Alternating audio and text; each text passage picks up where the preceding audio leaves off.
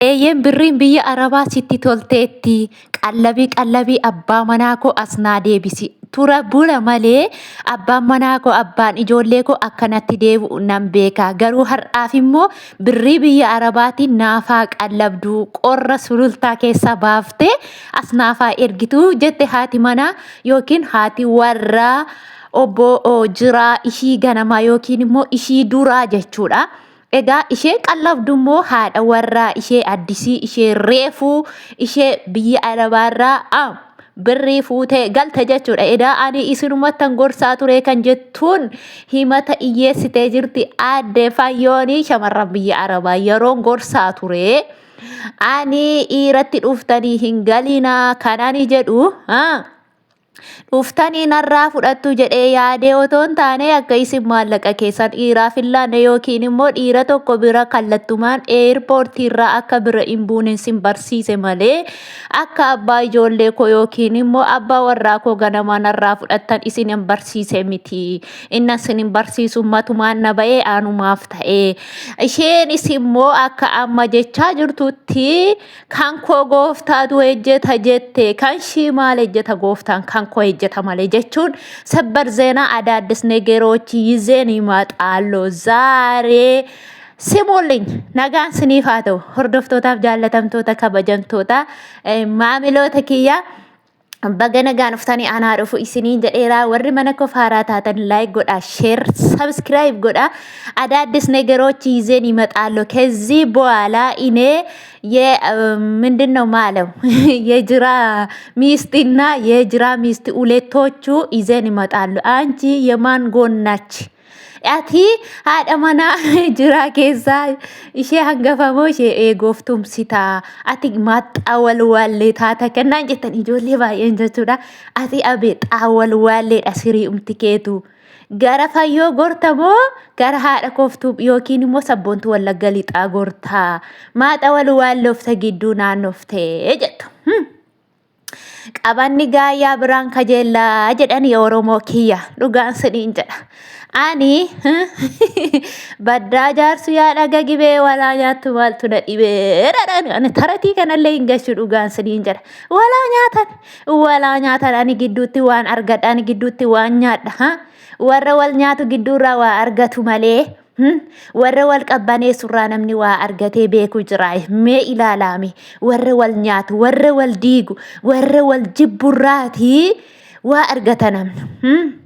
Warri wal diigu gaafa diiganii deeman iddoo diigamte sanarra waa funaannata jechuudha. Gola diigamte keessa waa jijjirte haftee wayii jirti haftee sana fuffunaannatu jechuudha. Warra walii galee immoo maal argattare balbala isaaniitti sin butani. Warri walii galee abaadeen ofitti sin butani. Kan huuba ilkaanitti qorqorattu irraa argachuu hin dandeessu jechuudha. Warra walii galeerraa warra wal diigerraa immoo waa baay'ee argatta jechuudha. Abbaa manaallee argachuu dandeessa. Ilmoo isaaniillee fuutee guddifachuu dandeessa. Waa hedduu argachuu dandeessa jechuudha. Kanaaf abee maaxa wal walloftan jettanii warra wal diige keessa waa akkan argadhu waanan beekuufanii gidduu isaanii deeme xawal waallaa jechuudha. Garuu munaazasiiste fayyoon dhugaan siniin jaa baay'ee tokko na gaddisiiste kiroolisiin dhuga jettee keessattis immoo yeroo jettu immoo abdii immoo qabdi. Tuura bula malee qallabdee akka isheen abbaa manaa koo as naa deebistu abdiin qabaa jette. Maal wal biraa bareeddu sanuu wal biraa bareedna jettuu jetteeni ana moodeelistii kana. Ana shinqixxee kana jetti yeroo kana immoo abdii isinitti noortu argitanii dhugaa ana shinqixxee kana dhiisee waan ishee gugushaa kanatti faana jiraatu isinitti fakkaataa qoy maallaquma ishee haa fixxuutiin amalee ati cumboo qopheessii ishee viizaa haa bittuu jedhetiin viizaan tokko birrii viizaa sallephee belebisii tokko birrii kuma tokko bashanii oliidha. Isheedhaan geessee affeerraa akka kanaa of affeersisiisa anaan immoo cumboo qopheessinaan jedha abbaa warraa kiyyaa jette. xiqqoo tokko fayyoon dogoggora kan isheen qabdu jedhee kanan yaadu dursa icciitii ishee yookiin immoo akka abbaan manaa ishee nama gaarii ta'e abbaan manaa keessanii gaarii taanaan shamarran siniif hin hirtu abadeen dhugaan siniin jedha abbaan manaa koo nama gaariidha abbaan manaa koo nama akkasiiti akkas naaf godha akkasitti na kunuunsa mana isaaf akkasittidha jireenya isaaf akkasitti gaa'ila isaaf akkasitti jettanii hiriyaa keessanitti gaafa odeessitanii baay'ee tokko jechuudha dhugaa inni goomatti shamarran amma sobdeessi faana kolfiti malee nama goomatti jechuudha. Kanaaf yeroo baay'ee amma haadha koftuu yeroo duraa jechuudha icciitii fayyoo wajjin waliin haasa'aa turan. Yeroo kana maal jettee himatti fayyoon abbaan manaa koo akkasidha nama naa yaadudha nama lukkuullee dadhabdee hin qaliin jedhee kan qalame kan qophaa'e. Kan akka biyya Arabaa fidee na hojjechiisudha jetteetiin odeessite jechuudha. Yeroo kana isheen immoo wayyoo maalootu abbaa manaa akka kana argadhee jettee yaadde anumtuu jechuudha. Gizee duraa tokko yeroon ilaalu jiraadhaan wayyoo yaa rabbi yaa gooftaa yaasa lafa kana uumte yaasa samii kana dhaabbachiifte akka abbaa manaa fayyoo nuu laadhu yookiin immoo akka jiraa kana dhiira dargaggeessa dhiira cabsee bakka dhiira akka kana qoma guutu hin beektu miti dhiira qoma guutu akka kana dhaabii tolu dhaaba tolu qoma guutu taa'u lafa taa'uuf kursiirra bareedu deemu lafarraa bareedu hojjaa yoo ilaaltan foon yoo ilaaltan maashaallah dhugaa rabbi akka kana dhiira yeroo haadha manaa abboom jedhee akka leencaa ijatti babaasu kana yeroon arge wayyoo dhugaa keessumaayyuu yeroo inni jedhee ittiin bakka hin jira miti fayyootti fatat jedhee ija babaasu jechuudha. Lolaa fotoon taane jaalalumaaf yeroo inni hin ta'u akkas malee yeroo jiru dhiirri waa murteesse taraf jedhee kaa'e bakka yeroo inni akkas jedhu maashaallah dhugaa rabbi dhiira akka kana dhiira ludduuxxuu na jibbisiisa keessaa waan dhugaa waaqa dhiira lomboqaa na jibbisiisan dhiira lomboqaa yeroo jettanii dhiira luuxxuu waan nadheen jettu tolee jedhu waanuma nadheen ladhee wajjin loon xofaa'u na jibbisiisa keessaafuu jechuudha dhiira akka jiraa kana bakka ija babaasa leenca wayii fakkaatu durumaa na nawwa ture yaa rabban akka kanaa naa kennin jedha garuu maalumaaf iyyuu fayyoon abdee jirti haadha koftuuf argattee jirti nuu warra hafeef immoo akka abbaa jira ani akkoo abbaa manaa akka jiraa kanaa nuuf haalaatuun siniin jedha du'aayii godha dhugaa rabbi ammoo eeggadda tokko jechuudha.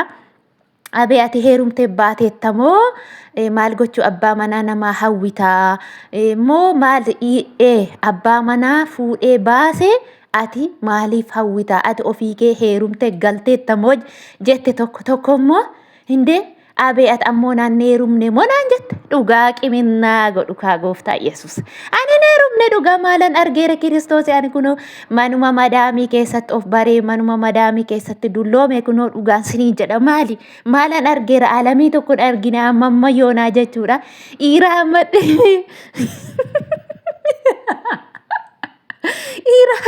dhiiruma hammadhe buleen beeku dhugaa waaqayyoo siniin je Kiristoos amma Habe maal sobdamaa kijibde jechuu dandeessu dhugaa waaqayyoo hin beekan.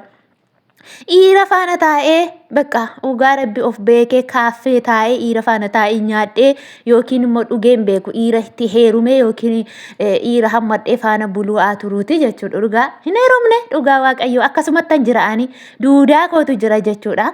Biddeena haadha kooyyuu nyaadhee hin quufne dhugaa ganaa galee nyaadha jedha. Muka nyaadhu maali isheen akkasuma jettee dhugaa hin qaanoftu wanta.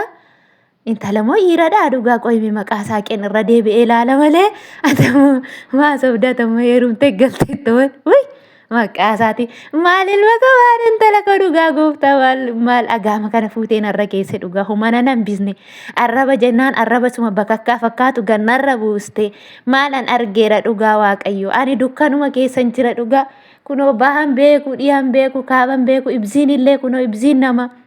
Inni kaan kaaffee deemee caaffara, inni kaan riistooraantii deemee caaffara, inni kaan wayyaa aadaa uffatee caaffara, inni kaan ayyaana ba'ee kabaja. Dhugaa waaqayyo ani kanuma biriddistii madaamii guggubaa dhoola dhugaa. Galgalas ganamas kanuma daabboo godhuudha, futaayiriidha, viizaadha, seelemooniidha, wayyo keekiidha, maaloodha, haliif shayiidha, gawwaadha. Maanan hin goone hin jiru. Waanumani mana madaamii keessatti hin goone hin ejjenne hin jiru dhugaa waaqayyo siniin jedha. Biddeen bichaan toshine. Biddeenuma bichaan naafe malee waan ani hin goone hin jiru jechuudha. Kanuma wajjin tigilii wal qabaa oola malee homaa akkan kolfu miti. Dhiiruma tokkollee immoo jana janeen beeka anaan sodaadha. Fayyooma kanarraan bare dhiiramaaf sodaatti ho'ettan fayyoon kun dhiiratti uftaniin galiinaa hamma argitanitti hamma walii isaa bartanitti feesbuuk siin dagaa siin shawwadaa waan qabattanii uftan kichilli siin godhaa siin jaaladhe jedha boorummoo gadi baasee siin gataa akkas siin godhaa diqaala siin irratti gata jetti. Gorsa namaa dhaga'u namni tokko maaf as bahee nama gorsaa maaliif jedha namni.